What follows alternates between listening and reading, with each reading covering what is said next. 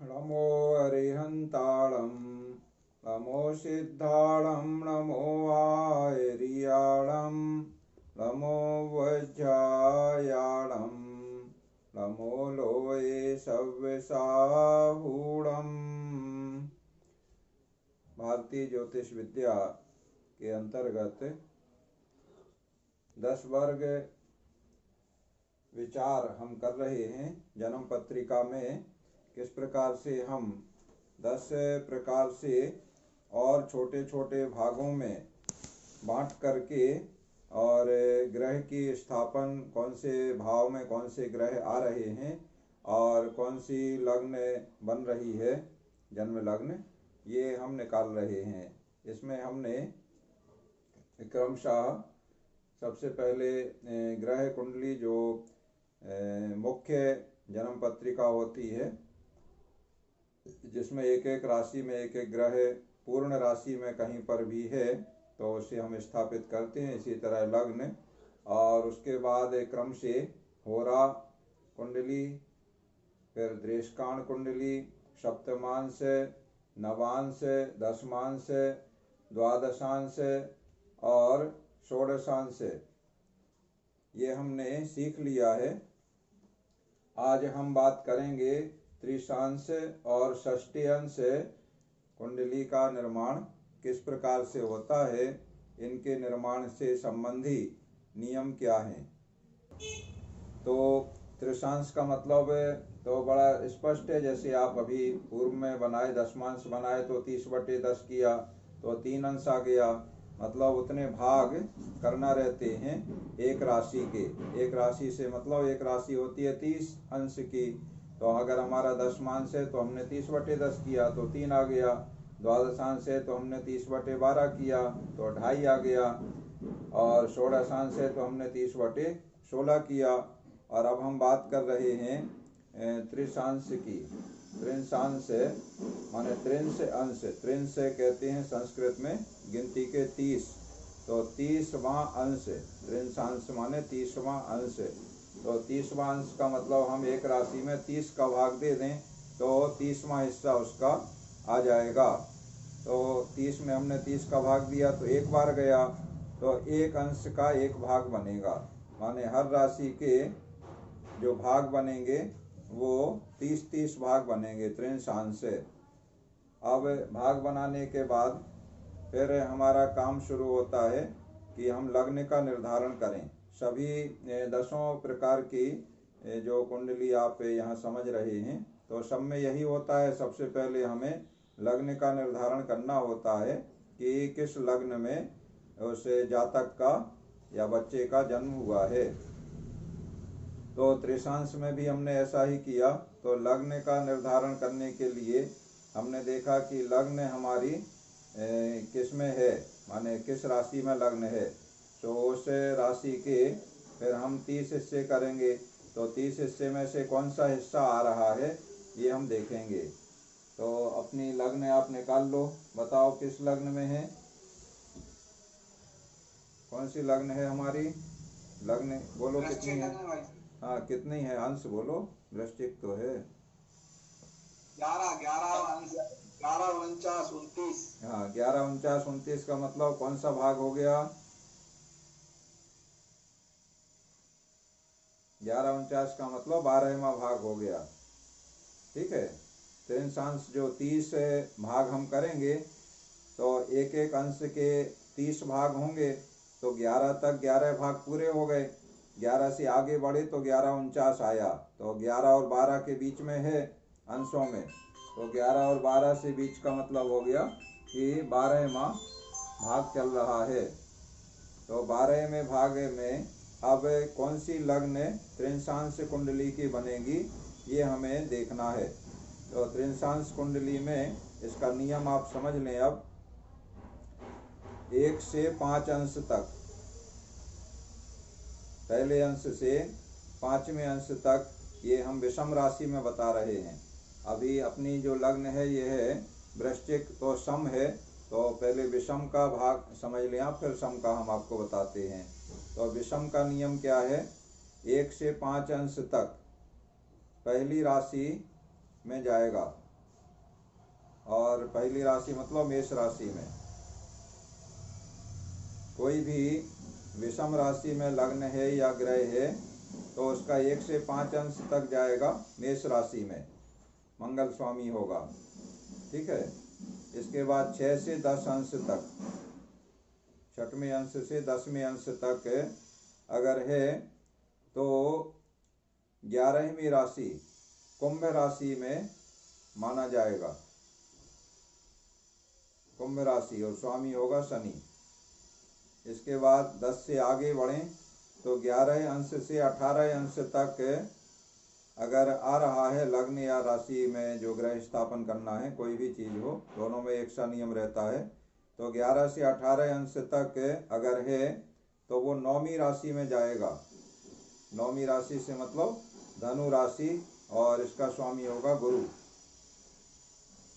इसके बाद 18 से आगे बढ़ें, 19 से लेके 25 तक अंश में अगर आ रहा है, माने 19वां त्रिशांश आए, 20वां, 21वां, 22वां, 23वां, 24वां, 25वां, ये कोई सा भी आए 18 से ऊपर, 19 से 25 माने ये 7, तो जाएगी राशि या लग्न तीसरी मिथुन राशि में जाएगी और बुध स्वामी होगा। और इसके बाद शेष जो बचे 25 से ऊपर 26 से 30 अंश तक है, 26वां त्रिशांश है, 27वां, 28वां, 29वां और 30वां त्रिशांश से अगर आ रहा है तो लग्न या राशि जाएगी 7वीं माने तुला राशि में जाएगा, और शुक्र इसका स्वामी है। ये विषम राशि में लग्न या ग्रह जाने पर इस प्रकार की व्यवस्था रहेगी। और सम राशि में जाने पर इसका उल्टा होता है। सम राशि में अगर हमारी, जैसे अभी जो हमारी लग्न है ये सम राशि में है, 8वीं राशि सम है, 2, 4, 6, 8, 10, 12 ये सम कहलाएंगे। तो सम में अगर है लग्न या ग्रह तो उल्टा नियम चलेगा। उल्टा नियम कैसे चलेगा? 1 से 5 तक, 1 अंश से 5वें अंश तक अगर है तो राशि बनेगी दूसरी वृष राशि, और स्वामी रहेगा शुक्र। देखो, वृष राशि का भी स्वामी शुक्र है और 7वीं तुला राशि का भी स्वामी शुक्र है। तो वहां पर आखिरी में आया था शुक्र, लेकिन 7वीं राशि के लिए आया था, और यहाँ पर भी शुक्र आएगा उससे उल्टा, मतलब यहाँ शुरू में आएगा और राशि बदल जाएगी, लेकिन यहाँ पर राशि आएगी दूसरी। माने शुक्र ग्रह की 2 राशियां हैं, 7वीं तुला राशि है और दूसरी वृष राशि है। तो यहाँ सम में राशि आएगी वृष, स्वामी वही रहेगा शुक्र। तो स्वामी उल्टे क्रम में चलेंगे, विषम की अपेक्षा सम में उल्टा क्रम हो जाएगा, या सम की अपेक्षा विषम में उल्टा हो जाएगा। कैसे भी, हमने पहले विषम बता दिया तो विषम का उल्टा सम में हो जाएगा। और अब 6 से 12 देखो, वहाँ आखिरी से हम देखें, लास्ट में अंतिम जो लिए थे वो 5 अंश लिए थे, 26 से 30। उसके पहले सेकंड लास्ट में विषम में 19 से 25 ये 7 अंश लिए थे। तो यहाँ पर भी 7 अंश लेंगे सम में, माने उल्टे चल रहे हैं हम, उसके पीछे से आगे की ओर चल रहे हैं। तो 6वें अंश से 12वें अंश तक, और राशि वही बुध की बनेगी। बुध रहेगा राशि स्वामी, लेकिन राशि रहेगी 6वीं। वहाँ पर तीसरी राशि थी, बुध की 2 राशियां हैं, तीसरी राशि मिथुन और 6वीं राशि कन्या। तो यहाँ पर 6 अंश से 12 अंश तक 6वीं राशि कन्या राशि में जाएगा, चाहे लग्न हो चाहे ग्रह हो, और बुध स्वामी रहेगा। इसके बाद 12 से आगे बढ़ें तो 13 से 20 ये 8 भाग इसमें आएंगे, 13वें भाग से 20वें भाग तक। वहाँ पर देखो उल्टे चलो तो 11 से 18 था, 11 से 18 में 8 भाग लिए थे, तो 11 से 18 में जैसे 8 लिए थे ऐसे यहाँ 13 से 20 8 भाग ले लिए, और वहाँ पर गुरु स्वामी था, राशि 9वीं थी धनु। तो यहाँ पर स्वामी वही गुरु रहेगा और राशि हो जाएगी 12वीं। गुरु की 2 राशियाँ हैं, 9वीं राशि धनु और 12वीं राशि मीन। तो यहाँ पर मीन राशि आएगी, 13 से 20 अंश में अगर जा रहा है भाग 13 से 20वें भाग तक, तो मीन राशि गुरु स्वामी। अब और आगे बढ़ते हैं 20 से, तो 21 से 25, ये 21 से 25 तक के 5 भागों में अगर जा रहा है, तो वहाँ देखो विषम में उल्टे चलो, तो 6 से 10 ये 5 भाग लिए थे, और शनि स्वामी था 11वीं राशि, तो यहाँ भी शनि स्वामी रहेगा, लेकिन राशि बदल जाएगी, राशि होगी 10वीं, तो मकर राशि होगी, वहाँ पर कुंभ राशि थी। शनि ग्रह की भी 2 राशियाँ हैं, मकर राशि और कुंभ राशि, ये आप पहले से जानते हैं, शुरू में ही आपने सीखा है कौन से ग्रह के कौन सी राशि के कौन सा ग्रह स्वामी होता है। तो 21 से 25 तक मकर राशि और शनि स्वामी होगा। और अब अंतिम 5 भाग 26 से 30, तो यहाँ विषम में सबसे पहले शुरू में जो थे 1 से 5 अंश तक, उसमें मंगल स्वामी था और राशि थी मेष। तो मंगल ग्रह की भी 2 राशियां हैं, मेष और वृश्चिक, तो यहाँ पर वृश्चिक राशि लेंगे, स्वामी वही रहेगा मंगल। तो 26 से 30 अंश तक में अगर जा रहा है, 26 से 30 में भाग में, तो 8वीं राशि में जाएगा और मंगल स्वामी होगा। बस इतना ही नियम ये आपको ध्यान में रखना है, और आप त्रिंशांश से कुंडली तैयार कर लेंगे। तो अब कैसे करेंगे, अब एक एक करके हम देख लेते हैं। तो सबसे पहले हम देखें लग्न, लग्न का विचार करें। ये हम व्हाइट बोर्ड निकाल लेते हैं, सो इसमें हम लग्न देखते हैं। शेयर स्क्रीन व्हाइट बोर्ड, ये तो हमने चक्र बना लिया। अब चक्र में हमें लग्न निकाल के रखना है। तो लग्न है हमारा 7, 11, 49, 29। तो राशि तो हमने तय कर लिया कि 8वीं राशि है, वृश्चिक है, तो अब 7 की जरूरत नहीं है। अब अंश से हम देखें तो अंश में है 11, 49। 11, 49 का मतलब 11 भाग पूरे हो गए, 11 अंश पूरे हो गए हैं, और 12वां अंश चल रहा है।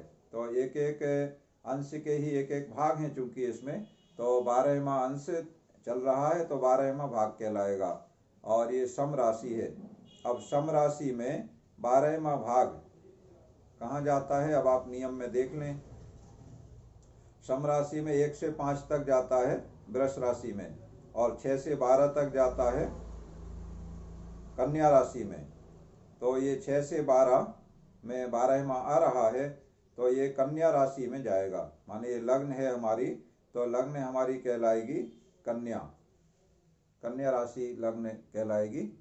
तो कन्या मतलब 6। अब हम यहाँ लिख दें 6, 7, 8, 9, 10, 11, 12, 1, 2, 3, 4 और 5। ये हम क्या बना रहे हैं, त्रिंशांश कुंडली। ठीक है, लग्न हमारा तय हो गया, चक्र हमने बना लिया, 12 भाव में हमने राशियां स्थापित कर दी। अब इनमें हमें करना है ग्रहों की स्थापना। तो ग्रहों की स्थापना हम कैसे करेंगे, सबसे पहले हम सूर्य ग्रह को ले लें। तो सूर्य ग्रह है हमारा 6, 4, 27। तो 6, 4 का प्रयोजन हमारा क्या रहेगा, 7वीं राशि। 7वीं राशि माने विषम राशि। तो सबसे पहले हमने तय कर लिया कि विषम राशि में सूर्य है। अब विषम राशि का नियम हमें देखना रहेगा। ठीक है, अब विषम राशि में कौन सा भाग आएगा ये देख लें। तो विषम राशि का 4, 27 माने 4 भाग पूरे हो गए, 4 अंश पूरे हो गए, 5वां भाग चल रहा है। तो 5वें भाग में हमें देखना है विषम राशि का नियम। अब विषम राशि का नियम क्या है ये देख लें हम। 1 से 5 अंश तक मेष राशि में जाएंगे, 1 से 5 अंश तक। तो ये 5वां ही है, माने ये यही पहला वाला भाग चल रहा है, 1 से 5 अंश वाला। तो सूर्य 1 से 5 अंश में है, विषम में है, तो ये मेष राशि में जाएगा। तो सूर्य को हम रख दें मेष राशि में, ये हमारी मेष राशि है। मेष में हम यहाँ नीचे लिख दे रहे हैं सूर्य। सूर्य चला गया मेष में। अब देखें चंद्र। तो चंद्र है हमारा 8, 14, 32, 56। तो 8, 14 से सबसे पहले हम सम विषम निर्धारण कर लें।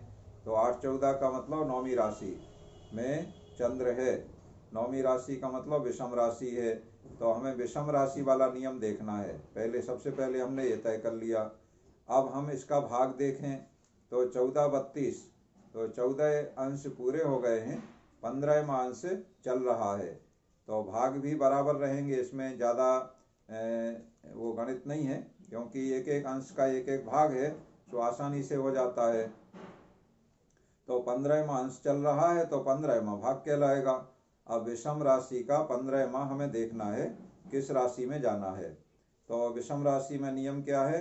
1 से 5 अंश तक पहली राशि, 6 से 10 अंश तक 11वीं राशि, 11 से 18 तक 9वीं राशि। तो ये 11 से 18 के बीच में आ रहा है, 15वां भाग है, तो 11 से 18 में आ रहा है, तो ये 9वीं राशि में जाएगा। 9वीं माने धनु राशि में। तो धनु राशि में हम चंद्र को रख दें। अब ये है धनु राशि, 9वीं राशि में यहाँ हमने रख दिया चंद्र को। चंद्र हो गया हमारा। चंद्र के बाद अब देखें मंगल को। तो मंगल है 11 24 47 33। तो 11 24 से हमने देखा, 11 24 माने 12वीं राशि में है, और 12वीं राशि का मतलब ये है सम। तो अब सम राशि वाला नियम लगेगा, ये हमने तय कर लिया सबसे पहले। इसके बाद अब हमें तय करना है कि किस भाग में आ रहा है। तो भाग तय करने के लिए 24 47 माने 24 अंश बीत गए हैं, 25वां अंश चल रहा है। तो भाग भी 24 बीत गए हैं, 25वां भाग चल रहा है। तो हमें सम राशि में 25वां भाग देखना है। अब नियम देख लें सम राशि का। सम में क्या नियम है? 1 से 5 तक दूसरी राशि में, 6 से 12 तक छठवीं राशि में, 13 से 20 तक 12वीं राशि में, और 21 से 25 तक 10वीं राशि में। तो ये 21 से 25 में आ रहा है हमारा, तो 10वीं राशि में जाएगा। मंगल ग्रह 10वीं राशि में जा रहा है। तो यहाँ 10वीं राशि के भाग में हम यहाँ मंगल, ये हमने यहाँ लिख दिया बाहर, अंदर जगह कम है। इस तरह से 10वीं राशि में हमारा मंगल चला गया। बस इसी तरह से आप शेष जो हमारे ग्रह हैं, बुध, गुरु, शुक्र, शनि, राहु, केतु, इन सभी के लिए इसी तरह से हम स्थापित कर देंगे, और हमारी त्रिशांश कुंडली 10 वर्ग के अंतर्गत बनके तैयार हो गई।